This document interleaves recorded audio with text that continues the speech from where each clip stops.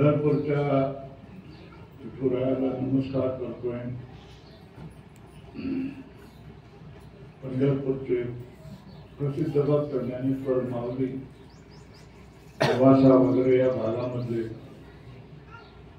त्याच्या सलग प्रदेशामध्ये राहणारे जे सगळे संत नगर ही संत भूमी आहे, जशी मराठवाडा ही पण संत भूमी आहे, तशाच तऱ्हेने मराठवाड्याचा करत असणारी निवासा आणि बाकीची जी तीर्थक्षेत्र आहेत या तीर्थक्षेत्रांना देखील मी नमस्कार करतोय। महाराष्ट्रातल्या सगळ्या संत मंडळींना नमस्कार करतोय। तुमच्या या क्षेत्राच्या आसपास असणाऱ्या सगळ्या संत मंडळींना मी नमस्कार करतो। इथे जमलेले परिक्रमा करून आलेले जे परिक्रमावासी आहेत त्यांनाही मी नमस्कार करतो। परिक्रमावासियांची पूजा घेण्यासाठी आलेल्या ज्या कन्या आहेत त्या कन्यांनाही मी नमस्कार करतो। त्या कन्यांच्या आई वडिलांनाही नमस्कार करतो आणि इथे जमलेले सगळे भाविक मंडळी आणि माय मावल्या या सगळ्यांना मी नमस्कार करतो आणि आशीर्वचन देण्याचा प्रयत्न करतो। मी बोलणारा माणूस नाही आहे, बोलणारी माणसं हीच आहेत आणि ती बोलत राहतात। आम्हाला बोलता येत नाही हे अगोदरच मी तुम्हाला सांगतोय, म्हणजे अपेक्षा भंग झाला तर तुम्ही मला क्षमा करा। आज गुढीपाडव्याचा दिवस आहे। गुढीपाडव्याचा दिवस म्हणजे हिंदू धर्माचं नववर्ष सुरू होण्याची ही परंपरा आहे। या दिवशी जो हिंदू माणूस आहे हो हा गोड गोड खातो, भगवंताचं नामस्मरण करतो, पंचांग वाचलं जातं, त्याच्याबरोबर कडुलिंबाची चटणी खाल्ली जाते। तुमच्याकडे खाल्ली जाते की नाही माहीत नाही, सगळीकडे बाकीचे खाल्ली जाते। शहरामध्ये काही कडवट हिंदू धर्माचे अभिमानी आहेत, ते याच्यासाठी मिरवणुका काढतात, भगवा ध्वज घेऊन गुढ्या लावल्या जातात। त्याचा इतिहास सांगत मी बसत नाही, पण हिंदू धर्मामध्ये गुढीपाडवा एक सुवर्ण दिवस आहे, मुहूर्ताचा दिवस आहे, पवित्र दिवस आहे आणि या पवित्र दिवसाच्या निमित्ताने जे तीर्थयात्रा करून आलेले आहेत परिक्रमावासी त्यांचीही या ठिकाणी स्वागत आणि सत्कार केला जातो। स्वागत सत्कार हा कशासाठी केला जात असतो? अहो तुम्ही तुमचं नर्मदा परिक्रमा केली तर तुम्हाला पुण्य मिळालं ना, पुण्याची गडबडी जमा केली ना, मग आता स्वागताची कशाला काय? हो ते स्वागत त्यांना गरज नसतं। स्वागत हे त्यांचं स्वागत केल्यानंतर आपल्याला प्रेरणा मिळते, म्हणून आपण त्यांचं स्वागत चांगलं काम केलं जातं। जर एक राजकारणी माणूस कोणी असेल, साधा माणूस असला तरी, कार्यकर्ता असला तरी राजकारणाबरोबर आला तर त्याला फेटा बांधला जातो का नाही जातो? बरोबर आहे ना? त्याचं कर्तृत्व काय? तुमचं जपी आहे किंवा कार्यकर्ता आहे एवढंच ना। परिक्रमावासी 4 महिने परिक्रमा केली, हिशोब करा बरं, 4 महिन्याचे दिवस किती? 120 4 गुणिले 30 बरोबर किती? 120। मध्ये पाय मुडकला, ताप आला, दुसरा काही दिवस आला, आराम करावा असं वाटलं, गेले, अशी किती मग त्याच्यामधून घालवले 20 राहिले किती? 100 दिवस ही माणसं चालली, बरोबर? दिवसाला किती किलोमीटर? माणसं 30-40 किलोमीटर सुद्धा चालतात। आपण दोघे 20 किलोमीटर, सकाळी 10 संध्याकाळला 20 किलोमीटर, 20 गुणिले 100 किती झाले? हा? 2000 किलोमीटर चाललेली ही मंडळी आहे ना. आणि आमचा अशोक महाराज तर तिथे त्र्यंबकेश्वरून आमच्या त्या ह्याच्यापर्यंत ओळच्या आश्रमापर्यंत चालत आला. ते किती किलोमीटर झाले? ते 900 500 किलोमीटर तरी झाले असतील ना. तर जी 1000 किलोमीटर काही न करता मंत्री साहेबाचा PA किंवा मंत्री साहेबाचा अगरबच्चा इकड तिकडे झाल्यानंतर त्या जर तुम्ही त्यांचे पेटे बांधणार असाल तर 2000 किलोमीटर जो ऊन, थंडी, वारा, धूळ, खड्डे खोटे, साप, हे अरण्य, जंगल, हे सगळे तुडवत जो माणूस आला तर त्याचा सत्कार नाही करायचा, केला पाहिजे, बरोबर. तर तो सत्कार याच्यासाठी नसतो, या आपल्याला प्रेरणा मिळाली याच्यासाठी असतो. तुम्हालाही प्रेरणा मिळाली आणि तुम्ही ही परिक्रमेचा आनंद काय असतो हा आपण लक्षात घ्यावा. पुण्याचं अर्जन करावं. या जीवनानं मनुष्य जीवनामध्ये आल्यानंतर आपल्या हातामध्ये एकच गोष्ट आहे, आपल्या स्वाधीन आहे. ती गोष्ट म्हणजे पुण्याचं अर्जन करणं, पुण्याची गठडी बांधून ठेवणं, पुण्याचं फिक्स डिपॉझिट तयार करणं, ज्याच्यामुळे या जन्मामध्ये आपली मुक्ती होईल. नसेल तर पुढल्या 1-2 जन्मामध्ये मुक्ती होऊन जाईल. याच्यासाठी पुण्याची गठडी संचित करणं, फिक्स डिपॉझिट मध्ये ठेवणं, एवढंच आपल्या हातामध्ये असतं. शहाणी माणसं ते करतात. आणि ज्यांना जी खुळी माणसं आहेत, खुळी माणसं संसारामध्ये धर्माण करतात. संसारामध्ये धर्माण केल्यानंतर त्यांचं मुक्तीचा मार्गाला कुलूप लावलं जातं.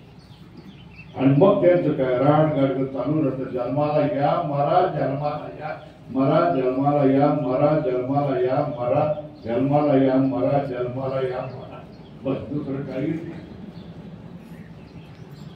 जन्माला या मरा या चक्रातून जर तुम्हाला बाहेर यायचं असेल आणि मुक्तीच्या मार्गाने मुक्तीचा अनुभव जर तुम्हाला घ्यायचा असेल आणि तो सुद्धा या जन्मामध्ये घ्यायचा असेल तर पुण्याचा साठा आपला वाढवला पाहिजे. आणि त्या पुण्याचा साठा वाढवण्यामधला एक मार्ग ही तीर्थयात्रा आहे.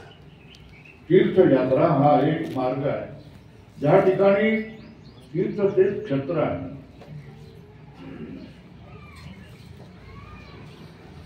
ज्याच्याजवळ पाप आणि पुण्य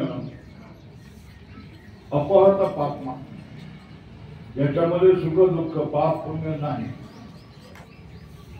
तो परमात्मा पवित्र आहे. आणि त्या परमात्मा पवित्र असल्याने परमात्माची भक्ती करणारा भक्तही काय होऊन जातो, पवित्र होऊन जातो. आणि भक्त पवित्र झाल्यानंतर भक्त ज्या नदीमध्ये आंघोळ करतो, डुबकी मारतो, ती नदी ही पवित्र होऊन जाते. आणि अशी भक्तांच्या डुबकीमुळे पवित्र झालेली नदी ज्या गावावरून किंवा ज्या शहरावरून जाते ते गाव किंवा शहरही काय होऊन जातं, प्रसिद्ध पवित्र होऊन जातं. त्याचं नाव काय पडतंय, तीर्थक्षेत्र पडतं. काय नाव पडतंय, तीर्थक्षेत्र पडतं. तर त्या तीर्थक्षेत्रामध्ये जिथे संत बसले, ज्या ठिकाणी संतांनी तपस्या केली, ज्या ठिकाणी संतांनी भक्ती केली, ज्ञान प्राप्त केलं,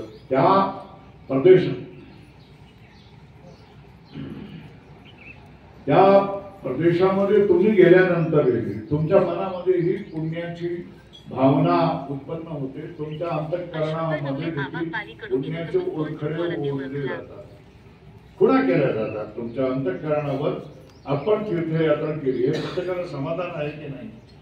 हेच पुण्य आहे ना, यालाच काय म्हणायचं, पुण्य आहे. आपण पाप केलं नाही, पण ज्या ठिकाणी संत महात्मे राहिले त्या सगळ्या संत महात्म्याचं दर्शन करून आलं, हे समाधान प्रत्येकाच्या मनामध्ये आहे की नाही? जर समाधान, एवढं समाधान तुम्हाला जर मिळालं नसतं तर एवढा ऊन, पाऊस, वारा, थंडी, उबड खाबड, सगळं डोंगर पर्वत, उपनद्या, याची तुडबोधी माणसं कशाला गेली असते?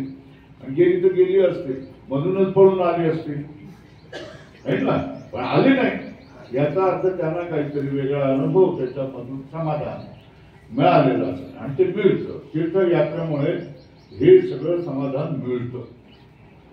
तीर्थयात्रेमुळे पुण्य मिळतं. किंवा तीर्थयात्रा करावी की न करावी याच्याविषयी स्वामीजीचं मत काय? तीर्थयात्रा करावी, बरोबर आहे ना. तीर्थयात्रा केलीच पाहिजे. जोपर्यंत आपल्या ह्याच्यामध्ये ज्ञान प्राप्त करण्याचं सामर्थ्य येत नाही तोपर्यंत ज्या काही गोष्टी आहेत त्या सगळ्याच गोष्टी, कर्मकांड केलं पाहिजे की नाही, केलं पाहिजे. सत्कर्म केलं पाहिजे की नाही, केलं पाहिजे. यज्ञ वगैरे केला पाहिजे की नाही, केलं पाहिजे. तीर्थयात्रा केली पाहिजे की नाही, केलं पाहिजे. देवाच्या पायावर पाणी तांब्यावर टाकलं पाहिजे की नाही, टाकलं पाहिजे. देवाच्या देवळामध्ये जाऊन शेंदूर आपल्या डोक्याला लावला पाहिजे की नाही, लावला पाहिजे. हे सगळ्या गोष्टी कोणी नाही म्हणणार हे करू नका असं कोण सांगेल, केल्याच पाहिजे, बरोबर आहे ना. आता तुम्ही जे गेलाय तीर्थयात्रेत कशासाठी गेला सांगा ते अशोकराव, तुमचा हेतू काय, उद्देश काय सांगा की.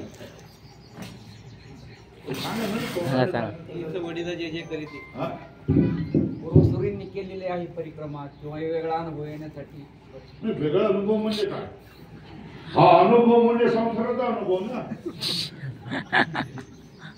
डोंगर पर्वत नद्या हे सगळं दिसणार ना, है ना. याच्यापेक्षा वेगळा काय अनुभव आला तर तो सांगा व आम्हाला अनुभव ऐकायचा आहे.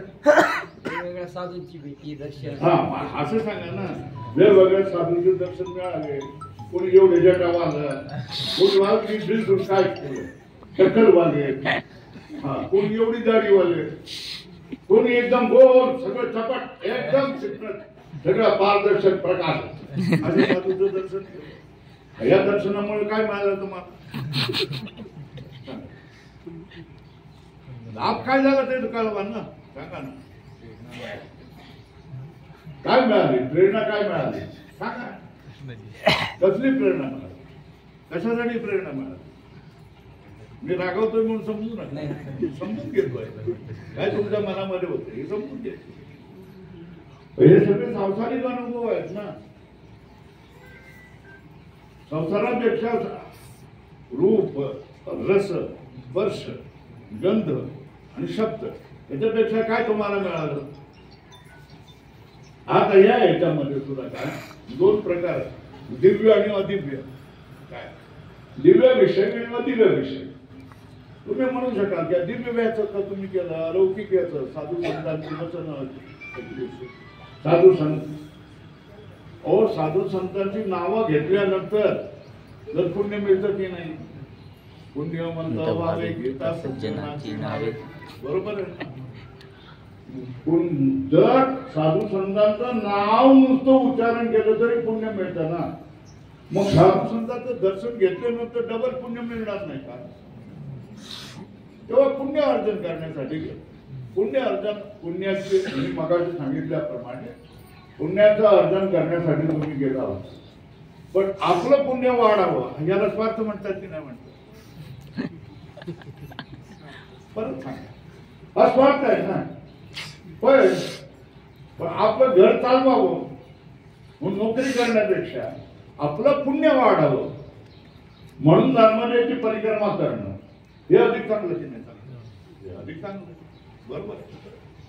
तेव्हा स्वार्थ त्याच्यामध्ये आहे माझा, है ना.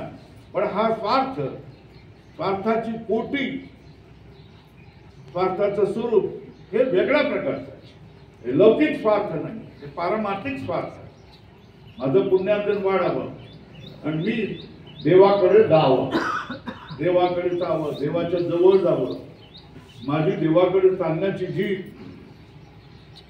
अंतर आहे ते कमी कमी होत राहावं आणि देव आणि माझ्यामध्ये जवळीक यावी. देवाचं भजन किती केलं जत्रेमध्ये? होतं का? होतं का? की फक्त आश्रम कुठे आहे? किती किलोमीटर आहे हे चिंतन चाललं का? नाही बघा खरं बोलायचं कारण ही परिक्रमा अर्धी परिक्रमा आम्ही पण केली. हो चालायचंय सबंध दिवस का ते कुठे त्याच्यामध्ये देवाचं भजन कसं काय होणार आहे. आणि देवाचं भजन जर तुम्ही खरोखर केला असाल सांगतायत त्याप्रमाणे माझं लोटांनी सुद्धा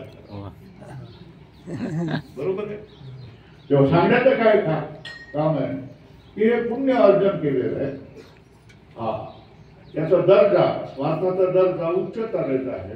त्याच्यामध्ये सात्विकता धर्माने आणि शास्त्राने तीर्थयात्रा करायला सांगितलेली आहे. त्याच्यामुळे ती केली पाहिजे. बरोबर आहे.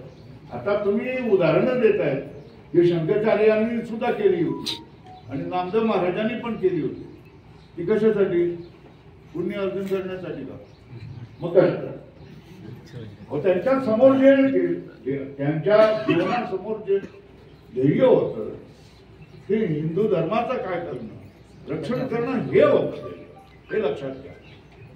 शंकराचार्यांनी 2-3 परिक्रमा केल्या असतील पण प्रत्येक ठिकाणी त्यांनी काय केलेलं बौद्ध लोकांची आणि इतर पाखंडी लोकांची चर्चा केलेला आहे. खंड केलेला आहे. इतिहास तुम्ही वाचा तुम्हाला कळेल.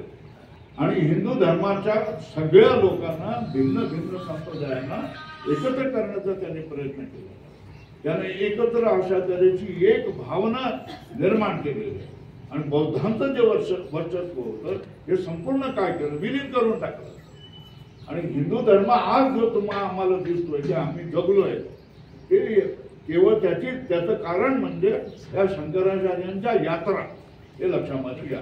नाही तर आम्ही सुद्धा काय केलं बौद्धम शरणम गच्छामि धम्मम शरणम गच्छामि संघम शरणम गच्छामि हे आम्ही देखील म्हटलं असतं. आता या घडीला देखील आम्ही म्हटलं असतं. हे आम्ही म्हणत नाही.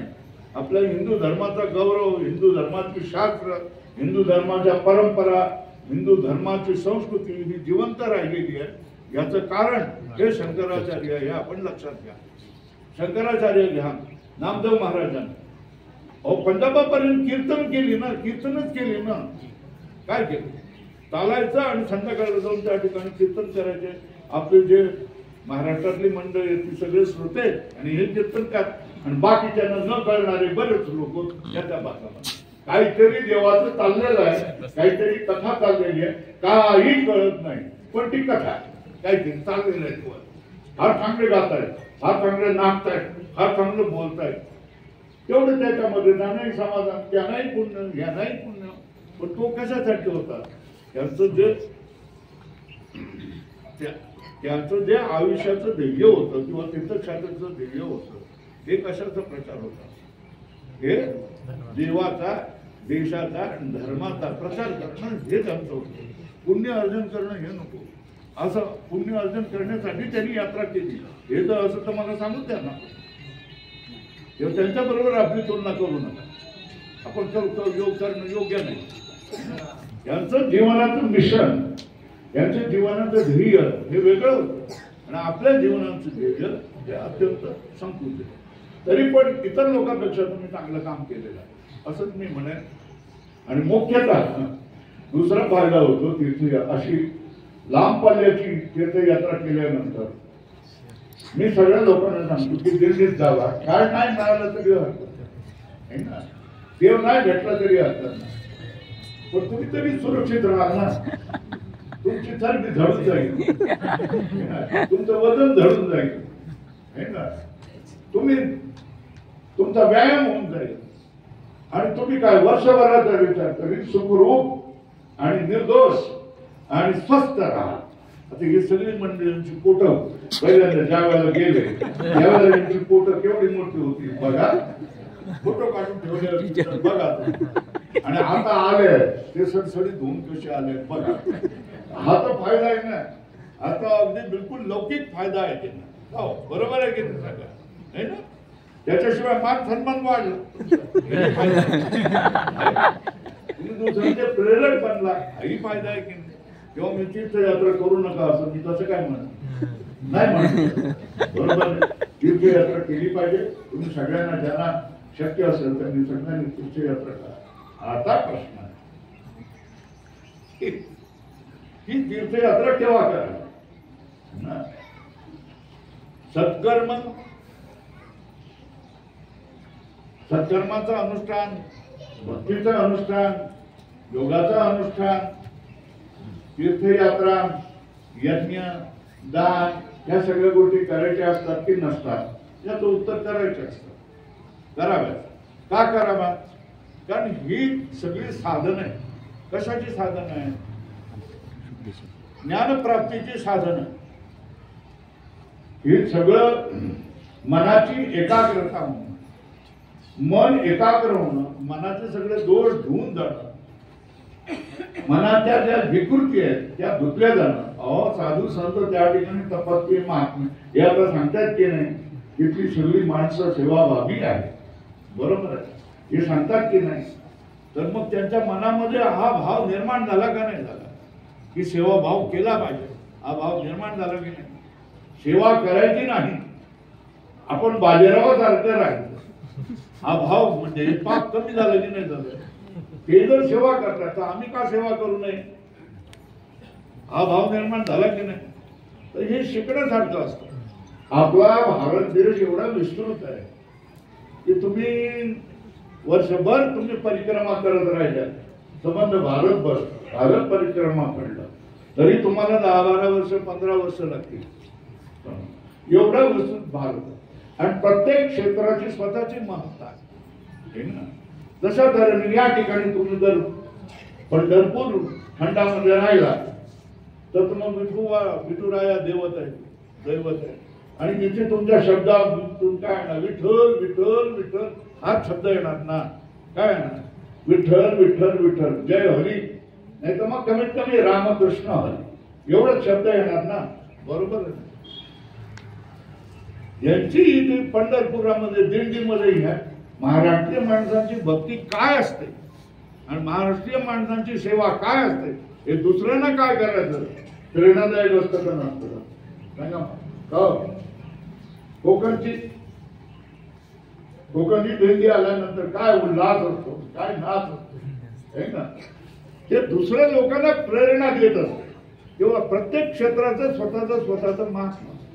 या ठिकाणी जसं पंढरपुराचं विठोबारायाचं महात्म्य आहे, त्या ठिकाणी विठ्ठल विठ्ठल नावाचा गजर चालणार, त्या ठिकाणी दिव्य अशा तऱ्हेची भक्ती सगळी म्हणणार, भक्ती सगळी असणार दिसायला येते. तशा तऱ्हेने नर्मदा खंडामध्ये गेल्यानंतर तिथे एकच दैवत आहे, नर्मदा मैया. नर्मदे हर म्हणायचं, मग सगळं मिळतं त्या ठिकाणी. दुसरं कोणाचं नाव घेतलं तर तुम्हाला काय उभं करणार, कोणी काय करणार? तुम्ही जर पण ह्याच्यामध्ये गेलात, मथुरेमध्ये गेलात तर तुम्हाला राधे राधेच म्हणावं लागेल ना. आणि तुम्ही गंगा क्षेत्रामध्ये गेला तर जय गंगा मैया की असंच म्हणावं लागेल. आणि तुम्ही जर ऋषिकेश मध्ये गेल्या तर मग तुम्हाला ज्ञानच प्राप्त करावं लागणार. तुम्हाला ज्ञान प्राप्त करायचं नसेल तर तिथे तुम्हाला कोणी राहू देणार नाही. निकल जाओ, जगत नाही आहे असंच म्हणणार आहे. या ठिकाणी जर तुम्ही गेलात, कुठे काशीला गेलात, तिथे पण एक तीर्थक्षेत्र आहे. तिथलं कोण? विश्वनाथ बाबाजी, त्याचं महत्व आहे. तशा तऱ्हेने हे सगळं वेगवेगळ्या ठिकाणी चारोधाम आहेत. उत्तराखंडामधले चारोधाम आहेत, संपूर्ण भारतामधले चारोधाम आहे. आणि हे पाहण्याचा मोह प्रत्येकालाच होतो. आणि ज्याला काही परमार्थामध्ये करायचं आहे त्यानेही काय केलं पाहिजे, हे स्वतंत्ररित्याने फिरलं पाहिजे. मीही फिरलेला आहे. ज्यावेळेला मन गोंधळामध्ये असतं, काय करावं काय नाही करावं, आपल्याला मार्ग काय दिसेल, देव काय मार्ग दाखवेल, अशा मनस्थितीमध्ये आपल्याला घर तर सोडलेलं असतं, नवं तर काही दिसत नाही. अशा वेळेला मी भटकत होतो. माझं शरीर मी फक्त गाडीमध्ये ढकलून दिलेलं होतं आणि बाकीचं सगळं देवाने माझं केलं. आणि आज या पदापर्यंत पोहोचवलंय. याचं कारण तेच होतं की मी भटकायला निघालो, घर सोडून भटकायला निघालो. आपल्याला त्यावेळेला अनुभव येतोय की पण वाट जावी हात करी धरून या. हा अनुभव येतो का तुम्हाला? आम्हाला त्याने आम्हाला सगळ्या ठिकाणी फिरवलं, सगळं साधू संतांचं दर्शन घडवलं, तीर्थक्षेत्राचं दर्शन घडवलं आणि परमार्थाचा तुझा मार्ग बरोबर आहे आणि याच मार्गाने तू गेलास तर तुझं कल्याण होईल हे आम्हाला समजलं. देवाने वाट दाखवली, देवाने बोट धरून आम्हाला फिरवलं आणि देवाने बोट धरून फिरवल्यानंतर मनामधले हळूहळू रस्ता दिसायला लागला, सगळं स्पष्ट दिसायला लागलं, परमेश्वराचा मार्ग दिसायला लागला, परमेश्वराला मार्गाने घेऊन जाणारी माणसं भेटायला लागली आणि आम्ही मुक्कामाला पोहोचलो. आज आम्ही धन्य आम्ही जन्मालो दास विठोबाचे नाव हे आम्ही म्हणू शकतो. जन्मोजन्मी आम्ही बहुपुण्य केले तेव्हा या विठ्ठले कृपा केली हे आम्ही हक्काने म्हणू शकतो. आज आमचा अनुभव आणि ह्याचं कारण त्यावेळेला तीर्थक्षेत्र तीर्थयात्रा सगळ्या भारताला आम्ही पाहिलं, माणसाचा अनुभव घेतला, लोकांचा अनुभव घेतला, तीर्थक्षेत्रांचा अनुभव घेतला. हे पाहावंसं वाटतं सगळं आपला भारत केवढा आहे, कसा आहे, सगळी माणसं कुठली आहे. मी तुम्हाला अगदी हटकून सांगतोय, आज ज्या ठिकाणी महाराष्ट्रामधली 9 वारी साडी नेसणारी किंवा 5 वारी साडी नेसणारी जी ती माय माऊली जितक्या प्रेमाने साधू संतांचं स्वागत करते तितक्याच प्रेमाने सगळ्या देशामधल्या माय माऊल्या साधू संतांचं काय स्वागत करत असतात. साधू संतांचं प्रेम करतात. भक्ती ही केवळ महाराष्ट्रामध्येच आहे अशातली गोष्ट नाही. ती राजस्थानमध्ये आहे, ती गुजरातमध्ये आहे, ती गंगा क्षेत्रांमध्ये आहे, ती पंजाबमध्ये आहे, ती तामिळनाडूमध्ये आहे, कर्नाटकामध्ये आहे, सगळ्या ठिकाणी. आणि प्रत्येक ठिकाणच्या भक्तीचा तेज हे विलक्षण आणि आनंददायी देणार आहे, अनुभव देणार आहे. तेव्हा हा देखील आपला एक वेगळा अनुभव, तो सगळ्या आपल्या भारताचा दर्शन करणं, भारतामधल्या वेगवेगळ्या संप्रदायांचा, वेगवेगळ्या साधू संतांचं, वेगवेगळ्या लोकांच्या मनामधल्या भावना जाणून देणं, न बोलता बोलणे हे कसं असतं हे आपल्याला त्यावेळेला त्या ठिकाणी समजत असतं. त्यांची भाषा आपल्याला कळत नसते, आपली भाषा त्यांना कळत नसते, त्यांना इंग्रजी बोलता येत नाही, आपल्यालाही इंग्रजी बोलता येत नाही, त्यांना हिंदी बोलता येत नाही. आपण लडखडत हिंदी शब्द वापरतो, पण त्यांना काय करणं. पण त्यानं जर असं केलं ना, सांगितलं न बोलता बोलणे हे ना, हे सगळं कर समज. बघितलं का नाही बघितलं, नाही बघितलं काय. जर तुम्ही कुठल्या दारावर जाऊन सांगितलं असं केलं तर ती माऊली काय म्हणते, घरामध्ये जाते भाकरी घेऊन येते. किती काय कानडीमध्ये म्हणत नसेल, भाव काय सुका पाहिजे कोरडा पाहिजे, कोरडा पाहिजे का खडी भिक्षा गेली भिक्षा. याचाही काय कळत नाही, त्यालाही कळत नाही. मग ती पसाभर काय करते, तांदूळ आणते त्या म्हणते, मग ती भाकरी आणि चटणी आणि हे आणते. मग हे म्हणतोय हा न बोलता बोलणे, न पाहता पाहणे जे असतं ना, हा अनुभव आपल्याला कधी येतो या तीर्थयात्रेमध्ये येत असतो. तेव्हा हा सगळा अनुभव कधी घ्यायचा असतो, परमार्थाच्या यात्रेच्या सुरुवातीला कधी घ्यायचा असतो. परमार्थाच्या यात्रेच्या सुरुवातीला मी थोडं बोलणार आहे, अजून थोडा वेळ थोडस कळ काढा. ज्यावेळेला तुम्हाला कळलं की ह्या सगळ्या परमार्थाच्या यात्रेचं परिणाम कशामध्ये झाला पाहिजे, तर तो वेदांतामध्ये झाला पाहिजे, गुरुप्राप्तीमध्ये झाला पाहिजे. गुरु प्राप्त करून वेदांत शिकून तळहातावरील आवळ्यासारखी आपली स्वतःची मुक्ती तुम्हाला दिसली पाहिजे. आणि ती जर दिसली तर मग काम नाही झालो पाहिजे रिकामा, फावल्या त्या करू चेष्टा जो दृढ द्रष्टा बनून. ही आपली काय होती भूमिका बनून जाते. या भूमिकामध्ये आपण त्या ठिकाणी काय नाही, जे काय करायचं असेल तर कोणी सांगितलं तीर्थयात्रेला चला आम्ही सगळे जातोय.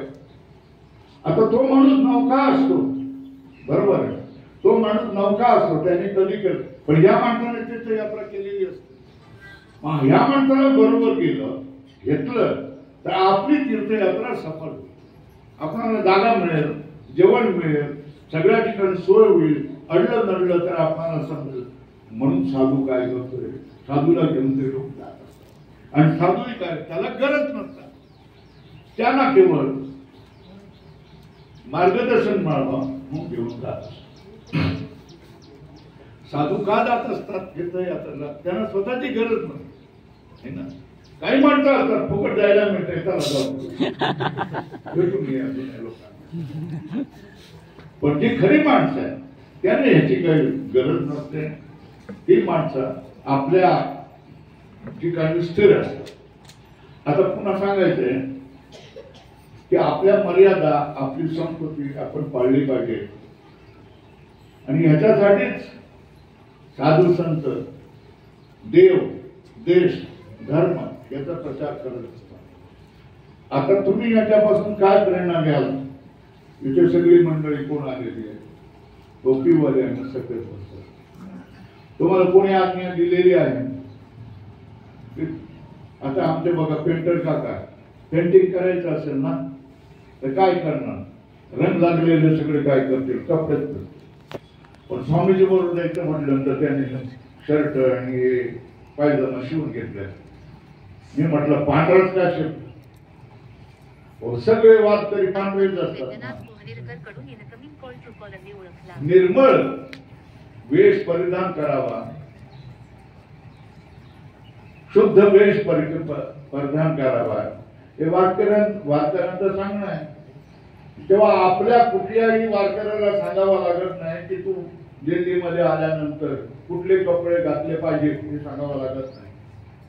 तो टोपी घालणारच, तो खमीस घालणारच, तो काय घालणार, धोतर नेसणारच. तरुण तरुण पोरं सुद्धा काय नेसतात, धोतर नेसायला शिकली.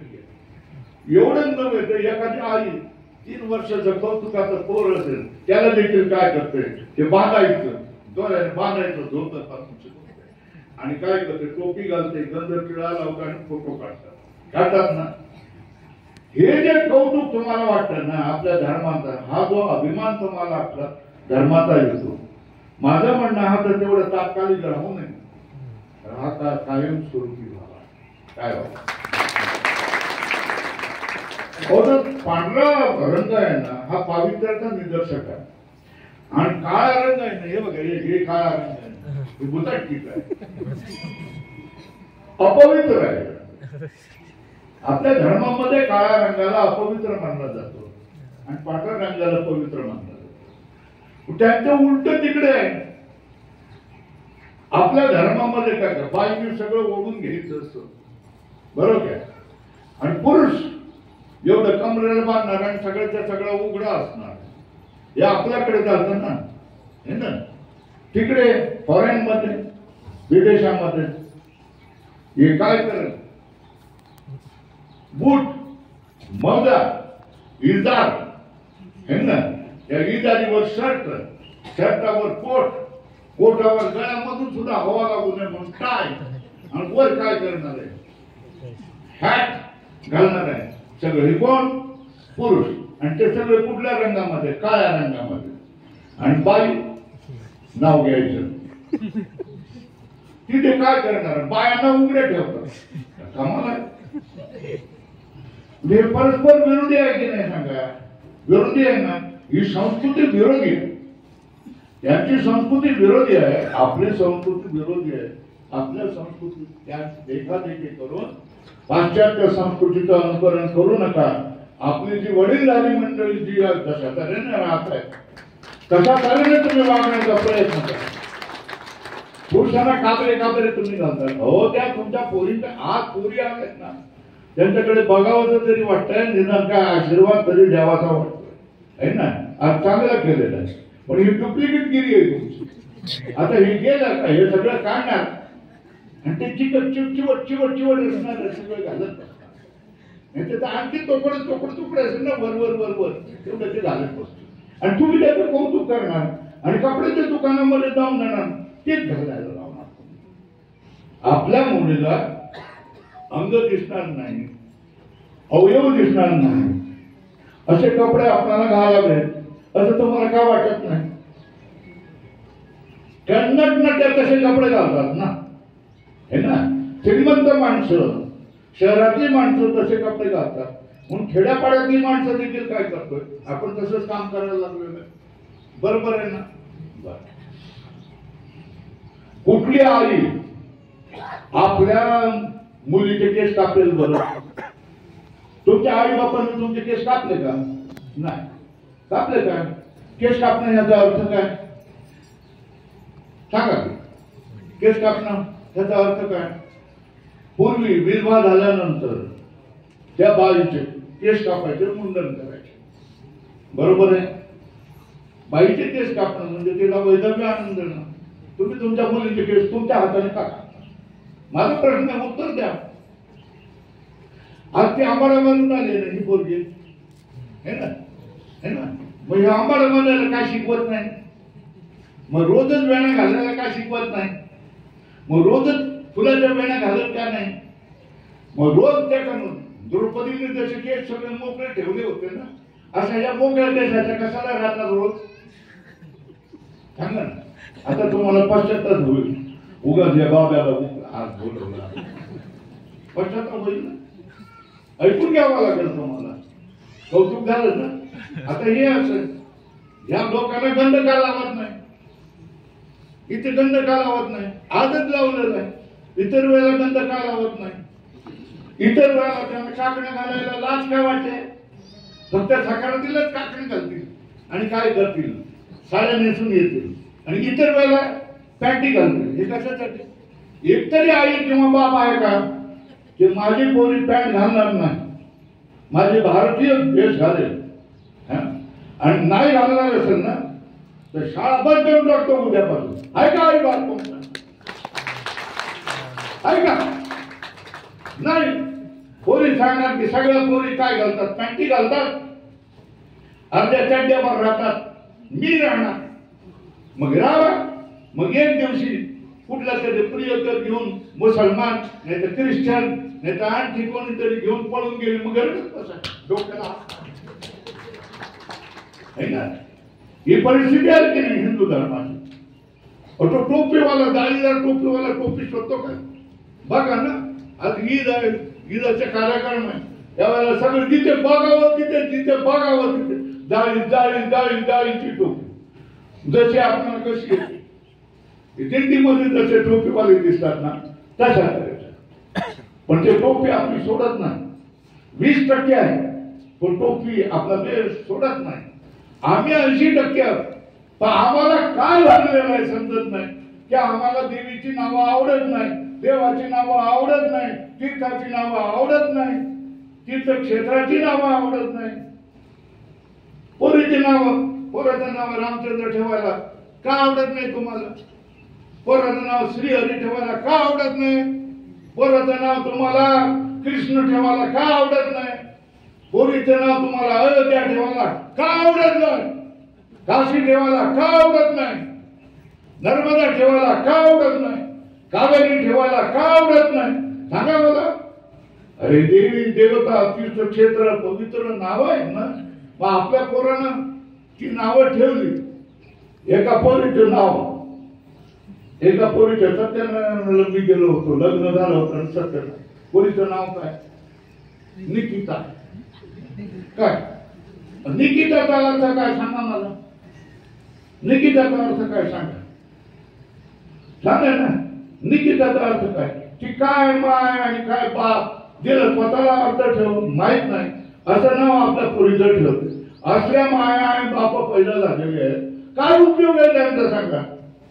8 उदाहरण तुम्हाला सांगतो. आजोबाने आजीने आपल्या नातवाचं नाव प्रेमाने काय ठेवलं? विठ्ठल. विठ्ठल नाव ठेवलं. ती बोलतानाच नाव कोण राहील? पंढरपूरचा विठोबा, वैकुंठीचा राणा हातावर कमरेवर हात ठेवून उभा राहतो की नाही? नाव ऐकल्या बरोबर राहतो का नाही राहतो? विठ्ठल नाव. आजोबाईंनी काय केलं, नाव केल्यानंतर विठोबाचं निदान नावचं उच्चारण जरी होईल आणि त्याचं स्वरूप तरी दिसेल की नाही. आता त्या मुलाच्या आईने शाळेत नाव दाखल करताना त्या मुलाचं नाव काय ठेवावं? अक्षय. काय म्हणजे त्या आईला विठ्ठल नाव आवडलं नाही ना. विठ्ठल नाव जुनाट आहे, विठ्ठल नाव देवाचं आहे. विठ्ठल नाव कसं आहे? जुने केळीसवाणी आली ना, घृणा आली ना. अरे देवाची तुम्ही घृणा करताय, ठीक तुमचं ठीक. असल्या लोकांचा सहवास नसलेला बरा. आता आम्ही त्याला परत काय म्हणतोय, विठ्ठल विठ्ठल या नावाने ओळखतोय. पण हे शाळेत नाव लावलं तर नाव अक्षय अक्षय अक्षय अक्षय झालं ना. ही अशी परिस्थिती आहे. ही परिस्थिती तुम्ही बदला. मी ह्याच्याविषयी अत्यंत आग्रही आहे. मी अशा तऱ्हेनं प्रचार करतो. अशा त्याचा प्रचार तुम्ही करत होता का? नाही है ना. तेव्हा आपलं वेश परिधान करा. आपलं खाणं, संस्कृतीचं जे खाणं आहे ते खाणं तुम्ही खावा. आपला नावं ठेवा, ते आपल्या धर्माची नावं ठेवा. आपल्या ऋषी मुनींना श्रेष्ठ माना, आपल्या संत मंडळींना श्रेष्ठ माना. आपल्या ह्याच्यामध्ये निदान मुला मुलींना ते पात्र कशी नेसायची असतात ती शिकवा. आपल्या मुलांना, लहान मुलांना, हे आता आमची मुलं या ठिकाणी या वर्षाची आहेत बघा, याच्यापेक्षा जास्त पहिली दुसरीची वर्ष स्वतः धोतर नेसू शकतात. आता या बाबाला मी सांगितलं, या बाबाला धोतर नेसा, आम्हाला धोतर नेसता येत नाही म्हणून सांगतो. पण ही छोटी छोटी पोरं धोतर नेसू शकतात. आणि हा धोतर आणि हा वेश हा आपल्या धर्माचा अभिमान आहे, हा आपल्या धर्माचा ठेवा आहे. तुम्ही मान मावल्या ज्या वेशाने येतात त्याच्यामध्ये तुमच्या चेहऱ्यावर, भावनेवर ही आपली बहीण आहे, ही आपली माता आहे अशा त्यांना वाटून जातात. पण या पोरी ज्या तऱ्हेने येतात, जो वेश धारण करून आमच्या समोर येतात आणि नमस्कार करायला येतात, त्यावेळेला त्यांना लाज वाटत नाही. पण आम्ही काही निर्लज्ज व्हावं का? आम्ही मान खाली घालून बसतो. अशा कोणी आल्या त्यांचा अपमान होऊ नये लोकांच्या समोर, पण आम्ही मान खालून जातो. साधू संतांची नजर आपल्यावर पडावी की न पडावी तुम्ही सांगा. साधू संतांची कृपा दृष्टी आपल्यावर पडावी की न पडावी काय वाटत तुम्हाला? मग तसं तरी वेळ धारण करून यायला पाहिजे ना. तुम्ही तुमच्या पोरी तर फिट पॅन्टी घालून नाही येत असते, अर्ध्या चड्डीवर येत असते, तर आम्ही काय म्हणून डोळे उघडे ठेवा? आम्हाला लाज आहे ना. आम्ही डोळे बंद करणार. आमची कृपा दृष्टी त्यांच्यावर होणार नाही होणार. हे तुम्हाला कळत नाही का? मग शिकवा ना पोरीला कशा तऱ्हेने समजावून सांगा ना, पोरांना समजावून सांगा ना तुम्ही. या सगळ्या गोष्टी या निमित्ताने आलेल्या आहे आणि याच्यासाठीच मी येतोय. मला माहित असतं की एकदा बोलवल्यानंतर परत मला कोणीही बोलवत नसतात. त्याच्यामुळे मला त्याची काळजी नसते. कारण हे उगाच व्याप असतो असं आपल्याला वाटतंय. आपण आपलं चिंतन मनन धर्माचं करत असतो, वेदांताचं करत असतो. ते बोलवतात म्हणून येतो. हे आमच्याकडे शिकलेले असतात म्हणून त्यांच्या आग्रहासाठी जावं, त्यांनी सेवा केलेली असते म्हणून त्यांनी बोलवलं तर जावं लागत असतं. तुम्हालाही वाटतं की साधू महाराज येतील, पण दुसरे साधू महाराज हे गोळा करणार नाही असतात. आम्ही एक पैसा न घेणारे आहोत, पण तुम्हाला काय करणारे कळवा औषध देणार, घेऊन जाणारे आणि तुमची बिमारी बंद करून तुम्हाला स्वस्त बनवणारे आहोत. तेव्हा हा दोघांमधला फरक आहे. नका बोलू, मला काही हरकत नाही. आम्ही येणार नाही, येत नाही. आम्हाला जाण्याची आवड नाही, बोलायची आवड नाही, आम्हाला बोलता येत नाही म्हणून आम्ही सांगतो. ज्या तऱ्हेने ही मंडळी बोलतात, ही मंडळी प्रमाण वगैरे देऊन गाऊन नाचून तशा तऱ्हेने आम्हाला काही घेता येत नाही. आम्हाला कडवंच बोलता येतं, कडवं बोलावं, पण समोरचा माणूस काय व्हावा, सुधारावा. समोरच्या माणसामधली जी विकृती आहे ती निघून जावे एवढाच आमचा उद्देश असतो. आणि ह्याच्यासाठी सगळ्या गाडगे महाराजांनी प्रयत्न केलेला आहे. तुकडोजी महाराजांनी प्रयत्न केलेला आहे. या सगळ्यांचे शिरोमणी तर तुकाराम महाराज होते. तुकाराम महाराजांनी तर शिव्या घालून काय केलेलं आहे, सुधारण्याचा प्रयत्न केला आहे. माणसं सुधारण्याचा प्रयत्न नाही आहे. तुम्ही काय करा, महाराज तुम्हाला किती पैसे लागेल ते सांगा, 1000, 2000, 4000 अधिक लागेल, 1 लाख लागेल, पट्टी पत्करून गोळा करून देतो. पण काय करा, माझ्या मुलाला तुम्ही काय करू नका, संन्यासी बनू नका. माझ्या मुलाला तुम्ही देवाला लावू नका. जर तो पोरसुंत पोरग देव करत असेल, साधू संतांवर फिरत असेल, तर तुम्हाला लागतं की ह्याला काहीतरी येड लागलेलं आहे. माझ्याजवळ एक माऊली आली आणि ती म्हणाली, स्वामीजी माझा मुलगा काहीच करत नाही. मग काहीच करत नाही असं करत कसं असेल, काहीतरी करत असेल ना, सारखी देवाची पुस्तकं वाचत असते, सारखी देवाची पुस्तकं वाचत असते, काहीच करत नाही. म्हणजे काय, म्हणजे आम्ही जसं संसार करतोय, पोरं बाळ वाढवली, पोरांची पोरं वाढवली, पोरांची पोरं वाढवली, एवढंच आम्ही केलं. तशा तऱ्हेने काय करणार, माझ्या मुलाने पण करावं. त्याला स्वातंत्र्य नाही का, की तुम्ही जे करताय ते मला पटत नाही, माझा मार्ग मी देवाचा मार्ग, मी देवाच्या मार्गाने जाणार. ही स्वतंत्रता तुम्ही देणार का नाही देणार? अरे नाही देणार तर तुम्हाला कोण विचारतं? आम्ही पळून गेलो, तो पण पळून जाईल.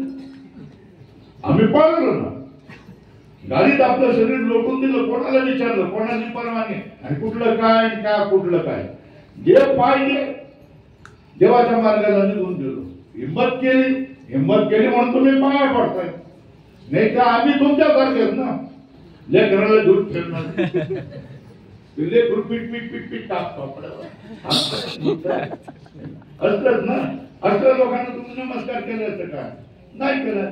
मला तू उच्चासनावर बसवलाय, हे केलंय, तू त्याच्या पाठीमागे काही त्याग आहे, तपस्या आहे आणि भगवंताचा अनुग्रह आहे.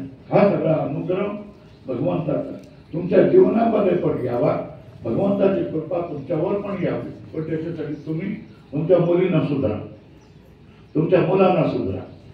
तुमच्या गावामध्ये एखादं आलेले आहे, गुरुकुल बनलेलं आहे, त्याला विस्तार करा, त्याच्यामध्ये आपल्या मुलांना पाठवा. नाही शिकली मुलं ना, BA झाली, MA झाली, इंजिनियर झाली, डॉक्टर नाही झाली तरी चालेल. काय दिवे लावतात इंजिनियर डॉक्टर त्याच्या माहिती आहे. त्यांच्या आई वडिलांची काय दशा आहे हे आम्ही डोळ्यातून पाहतोय. चांगला आपला मुलगा चांगला व्हावा, आपला मुलगा माणूस व्हावा, आपला मुलगा जनावर बनू नये, राक्षस बनू नये, एवढीच काळजी करा. बस बाकी दुसरं काय नाही. आपल्या मुलांना आपले हे वेश अशा तऱ्हेने घालून घ्या. एक तरी वेळ तुम्ही काय करा, प्रत्येक मुलाला प्रत्येक मुलीला सफेद वेशामध्ये घाला, त्यांना देवाधर्माला लावा, त्यांना गुरुकुलामध्ये पाठवा, त्यांना कुठल्या ना कुठल्या तरी यांना सांगा की वर्षातून एखादं शिबिर भरवा. 1 महिना आम्ही तुमच्या ताब्यामध्ये मुलं देतो, त्यांना तुम्ही काय करा, जे काय शिकवायचं तुम्हाला बरं वाटतंय ते शिकवा. असं काय केलं तर माझ्या येण्याचा फायदा झाला. आणि आजच्या काळात गुढीपाडव्यामध्ये तुम्ही चांगली सुरुवात केली असं झालं.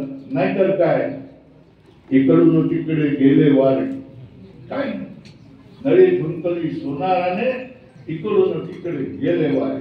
या आयतातून वारं गेलं, निघून गेलं.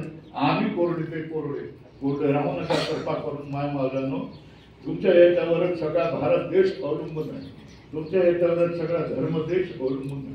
पुरुषाचं काही खरं नसतं. पण तुम्ही माझ्याकडे ना 100 पोरं आहेत, त्याच्यापैकी 80 पोरांना आणून माय मावळ्याने आणून टाकलेलं आहे.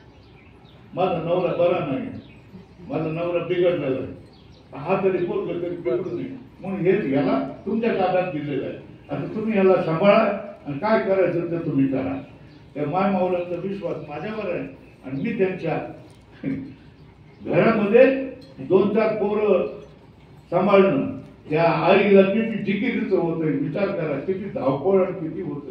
मी 130 पोरं सांभाळतो. हा पठ्ठ्या, हा वाघ कोणाची कामच आहे. रटा असला तरी तो सुधारलाच पाहिजे. किंवा 140-140 मुलं आम्ही सांभाळू शकतो. तुम्हाला नाही सांभाळता येत, आम्ही सांभाळू शकतो. तुम्हाला माणसं, तुमच्या मुलांना माणसात आणता येत नसेल, आम्ही माणसात आणू शकतो. तेव्हा हे सगळं झालं. जास्त वेळ बोलण्यात बरोबर आशीर्वादात यांनी सांगितलं होतं आशीर्वादात्मक बोला. पण एक ऐकणारे मिळाल्यानंतर बोलणाऱ्याला सुद्धा वाटलं काय आणखी बोलूया, आणखी बोलूया, आणखी बोलूया. पण समोरच्या माणसाची काय करायची असते, जास्त पिळवणूक करायची नसते, हे आम्हाला समजतं. कुंडली